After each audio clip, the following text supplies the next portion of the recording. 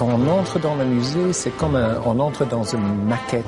C'est irréel pour nous. C'est très difficile d'accepter que ce bâtiment, cette création existe.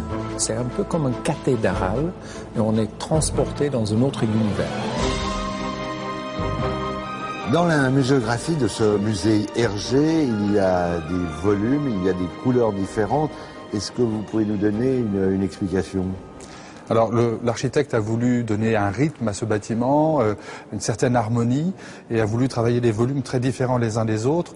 Et le décor est un peu un clin d'œil à l'œuvre d'Hergé. Ça reprend certaines vignettes de l'œuvre d'Hergé qui sont agrandies de façon très importante.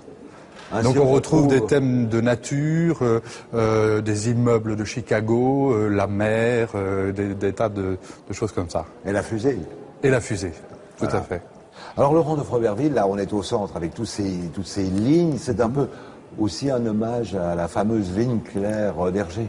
Tout à fait, je crois que c'est ce qui a plu à Fanny Rodwell dans le projet de Christian de Porzampar, c'est de s'être inspiré de l'œuvre d'Hergé et d'avoir créé un bâtiment avec des lignes très fluides extérieurement et tout ça, des grandes baies vitrées qui symbolisent les cases de bande dessinée, et puis ces volumes intérieurs avec cette vie qu'on retrouve à l'intérieur de ces volumes qui rappellent aussi la création d'Hergé.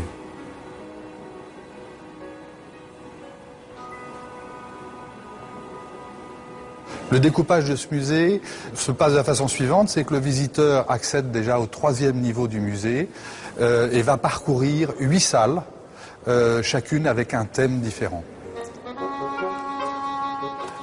Donc chaque salle apprend dans un premier temps à connaître Hergé, à connaître l'homme, et à partir de ce moment-là, à découvrir l'œuvre sous un angle nouveau, avec un peu plus de connaissances et à mieux comprendre l'œuvre.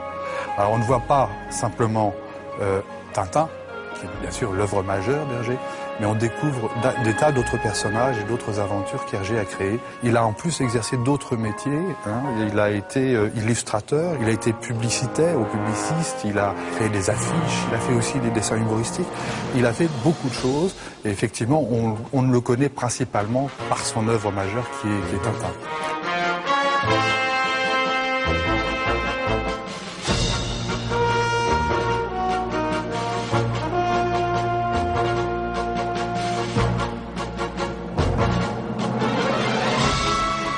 Ce musée contient de nombreux trésors, et là, un endroit particulier, ce fameux lustre. Oui. Alors de quoi s'agit-il ? Alors ce lustre présente plus de 200 personnages secondaires que l'on retrouve dans les aventures de Tintin.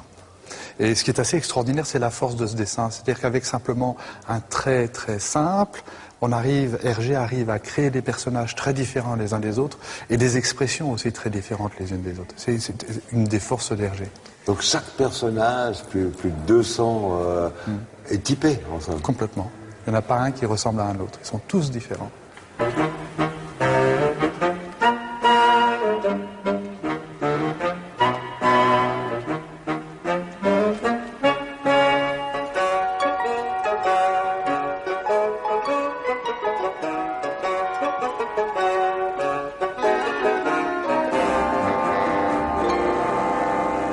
Alors Laurent, ce qu'il y a en plus de sympathique, c'est qu'au musée Hergé, on n'est jamais seul.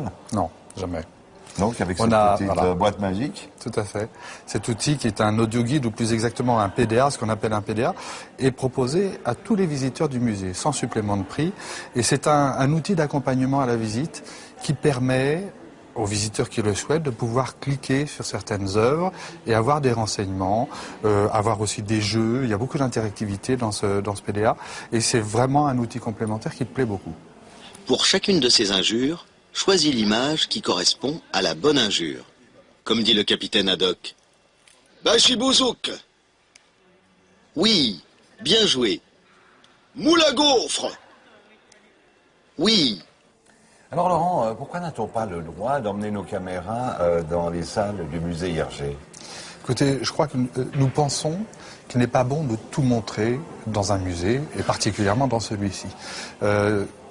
Les autorisations que nous donnons consistent à faire un petit peu comme une bande-annonce dans un film et permettent à ce moment-là aux gens, ensuite aux personnes d'aller découvrir ce musée et d'aller de surprise en surprise.